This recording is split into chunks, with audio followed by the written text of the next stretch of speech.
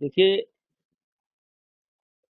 मुझे बहुत जानकारी इस विषय में नहीं है, लेकिन शायद पिछले सत्र में भी 24 घंटा विधानसभा चली थी और इस वर्ष भी विधानसभा जो चल रही है, ये प्रतिबद्धता दिखाता है सरकार की कि सरकार ज़रूरत पड़ने पर 24 घंटा भी जनता के लिए बैठ सकती है। और ये योगी जी के नेतृत्व में दूसरी बार या तीसरी बार हो रहा है कि लगातार 24 घंटे तक विधानसभा चल रही है और ये स्वागत योग्य कदम है। आज सरकार ने विजन डॉक्यूमेंट पेश किया जिससे समाजवादी पार्टी के विधायकों देखिए, सरकार अपना काम कर रही है और विरोध पक्ष अपना काम कर रहा है और इस समय कुछ हालात ऐसे हो गए हैं कि देश में एक ऐसा माहौल चल रहा है कि जिस बात का विरोध नहीं होना चाहिए, उस बात का भी विरोध हो रहा है और एक ऐसा प्रचलन जो है इस समय पूरे देश में फैला हुआ है। अब सरकार ने अपना विजन पेश किया है कि उसको क्या करना है, तो इसको विपक्ष को देखना चाहिए। अगर कोई चीज़ छूट गई हो या कोई चीज़ गलत हुई हो, तो उसको सदन में चर्चा करना चाहिए। बजाय चर्चा के हंगामा करने से इसका हल नहीं निकल सकता है। सदन में लगातार एसआईआर को लेकर के हंगामे सदन प्रभावित है इसको लेकर के कैसे? देखिए, ये दुर्भाग्य है और एक ऐसी पार्टी इस बात को लीड कर रही है जिसकी क्या नाम दिया जाए, नानी नाम दिया जाए कि दादी नाम दिया जाए। सन 1975 में जब हाई कोर्ट उच्च न्यायालय इलाहाबाद ने राजनारायण जी के याचिका पर एक सुनवाई करते हुए एक फैसला दिया था, यानी इंदिरा जी का निर्वाचन रद्द किया था और उस समय ये भी कहा था कि परिस्थितियों में वो प्रधानमंत्री बनी रहेंगी, प्रधानमंत्री पद का को बर्खास्त नहीं किया था। और उस समय इसी परिवार ने, जिनका नाम ये लेते नहीं थकते हैं, उन्होंने देश में इमरजेंसी लगाई, यानी संविधान की धज्जी उड़ाई गई और लाखों लोगों को रातों रात जेल में बंद कर दिया गया। और ये वही राहुल गांधी है जो अपने ही प्रधानमंत्री के कैबिनेट का नोट फाड़ देते हैं। ये मनमोहन सिंह के कैबिनेट के जो नोट था उसको इन्होंने फाड़ दिया, ये वही हैं। अब दुर्भाग्य ये है कि मुझे तो राहुल जी पर बोलने में बड़ी दिक्कत होती है। दिक्कत होती ये होती है कि मैं भाजपा से हट करके जब एक आम नागरिक की तरह सोचता हूँ, तो मुझे महसूस होता है कि सशक्त सशक्त, मजबूत और सही विचारधारा वाला नेता विपक्ष में भी होना चाहिए। आप राहुल जी को देख लीजिए, जब से आप देखना चाहें तब से उठा करके देख लीजिए कि जो वामपंथी, मेरा आरोप सीधा है कि राहुल जी अपनी भाषा नहीं बोल रहे, इनके सलाहकार सब अगल बगल में वामपंथी हो गए। वही वामपंथी जिन्होंने इस देश के इतिहास को बर्बाद किया, महाराणा सांगा को, राणा प्रताप को, भगत सिंह को, सुभाष बाबू को, चंद्रशेखर आज़ाद को, जिन्होंने किसी को डाकू बताया, किसी को चोर बताया और अकबर महान बताया। तो आज ये उन्हीं के इर्द गिर्द घूम रहे हैं, इसीलिए ये अपनी ही सेना पर सवाल उठाते हैं, अपने ही सेना के पुरुषार्थ पर ये सवाल उठाते हैं, अपने ही सुप्रीम कोर्ट पर ये सवाल उठाते हैं, अपने ही चुनाव आयोग पर ये सवाल उठाते हैं। भाई, संविधान मानोगे नहीं आप, चुनाव आयोग मानोगे नहीं आप, सुप्रीम कोर्ट मानोगे नहीं आप, सरकार मानोगे आप नहीं आप, तो फिर कैसे चलेगा?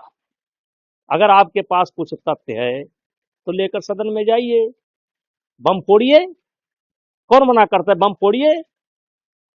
आप बम फोड़ रहे हैं कि एक संत के 40 संतान कैसे हो सकती है। अरे महाराज, जब संत कोई बनता है तो पिछला लेना देना उसका समाप्त हो जाता है। उसका लेना देना गुरु से शुरू हो जाता है। और गुरु के 40 बेटे हो सकते हैं, 40 शिष्य यानी 40 बेटे, तो 40 वोटर बनेंगे। अब उनके चेले भी वोटर बनेंगे, लेकिन उसमें लिखा जाएगा संत फला। अब जब इनको संत परंपरा का ही ज्ञान नहीं है कि कैसे वोटर बनते हैं, कैसे संत परंपरा में जब भी कोई साधु आता है तो अपना अगला पिछला सब छोड़ करके आता है। वो तुरंत लिखा जाएगा चेला राजेश दास, ये नहीं लिखा जाएगा ग्राम फला, मौजा फला, पिता फला, ये नहीं लिखा जाएगा। सीधे लिखा जाएगा चेला हेमंत दास, चेला राजेश दास, ये लिखा जाएगा। तो ये बड़ा दुर्भाग्य है और राहुल गांधी को कोई समझा नहीं सकता है और इससे देश का नुकसान हो रहा है। जिन सकारात्मक पार्लियामेंट चल रही है, किसानों की समस्या है, अमेरिका तमाम प्रकार से अड़ंगा खड़ा कर रहा है, उसकी समस्या है। अभी हमारा पाकिस्तान से एक बड़ा तनाव का माहौल रहा है, उसकी समस्या है, महंगाई, बेरोजगारी, जो कुछ। अब आप एक वोटर लिस्ट, क्या ये कोई पहली बार हो रहा है? मैं बड़ी जिम्मेदारी से कहता हूं कि मैंने यह देखा है कि चुनाव के शाम तक जो गांव में वोटर लिस्ट बंटती थी उसमें हमारा नाम रहता था, और जब वोट डालने जाते थे तो ऐसे एसडीएम लाल कलम से ऐसे ऐसे वोट रिजेक्ट कर देता था, ऐसे लाल कलम से ये वोट रिजेक्ट, कोई कारण बताने को नहीं तैयार था। आज शाम को जो वोटर लिस्ट हमको दी गई चुनाव आयोग से, वो हम लेकर के बैठते थे, शाम तक राजेश दास का वोट रहता था, हेमंत दास का वोट रहता था। और हमने देखा है पोलिंग पर जब हम गए तो लाल टिक लगी हुई है। ऐसे वोट कटते थे, ऐसे चुनाव कराए जाते थे। ये हमने हमने देखा है और हमने खुद ऐसे माहौल में चुनाव लड़ा है। बात धीरे धीरे धीरे धीरे करके सब जो है एकदम पारदर्शी हो रहा है। तो अब ये चुनाव जीत जाएं तो सही है। आज मैं समाजवादी पार्टी की बात करता हूं। अगर चुनाव आयोग निष्पक्ष नहीं था तो आप 37 सीट कैसे जीत गए? 37 है 41, पूरा कांग्रेस लेकर 41 कैसे जीत गई? अगर हस्तक्षेप बनारस में हो सकता था तो आप पर नहीं हो सकता था। 41 सीट आप जीते, चुप रहे। अगर चुनाव आयोग निष्पक्ष नहीं था तो अवधेश प्रसाद जी यहां से कैसे एमपी बन गए? तो मीठा मीठा गप, कड़ुआ कड़ुआ थू। तो ये जिम्मेदार विपक्ष का काम नहीं है, और मैं सलाह देने की स्थिति में नहीं हूं, लेकिन इन्हीं सब कारनामों के नाते कांग्रेस धीरे धीरे जनता से दूर हो रही है, क्योंकि हमारा देश चलेगा संविधान से, गवर्न करेगी लोकसभा, गलती होगी सुधारेगा सुप्रीम कोर्ट, और आपके कह देने से कुछ होने वाला नहीं है। हाँ, आप अभी, आपकी जो मानसिकता है, आप अपने आप को हिंदुस्तान का राजकुमार समझते हैं। ये मानसिकता आपकी कम नहीं हो रही है, आपकी मानसिकता बदल नहीं रही है। आपको लगता है हम ही ने इस देश को आजाद कराया, हम ही इस देश को चला सकते हैं। तो जो आपकी मानसिकता है राजा महाराजा वाली कि हम राजकुमार हैं, वो जमाना बदल गया साहब। वो जमाना अब नहीं है, जनता जागरूक हो चुकी है। और लगातार मैं देख रहा हूं कि इनका ग्राफ गिर रहा है। वो लाल किताब लेकर के चल गए, बताते हैं संविधान लेकिन वो संविधान का एक अक्षर नहीं जानते हैं।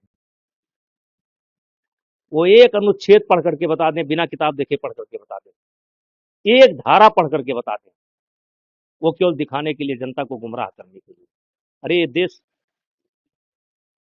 क्या सरिया कानून से चल रहा है? ये देश संविधान से ही चल रहा है। संविधान के तहत ही चुनाव हुआ है, संविधान के तहत ही योगी मुख्यमंत्री बने हैं, संविधान के तहत ही नरेंद्र मोदी प्रधानमंत्री बने हैं, संविधान के तहत ही अवधेश प्रसाद अयोध्या से सांसद बने हैं। संविधान के तहत ही लगभग 40-41 सांसद उत्तर प्रदेश से विपक्ष के जीत करके गए। शर्म नहीं आती जब हल्का फुल्का सवाल उठाते हो? पिछली बार तो आपकी संख्या इतनी भी नहीं थी कि आप लीडर अपोजिशन हो जाए, तो मीठा मीठा गप, कड़ुआ कड़ुआ थू।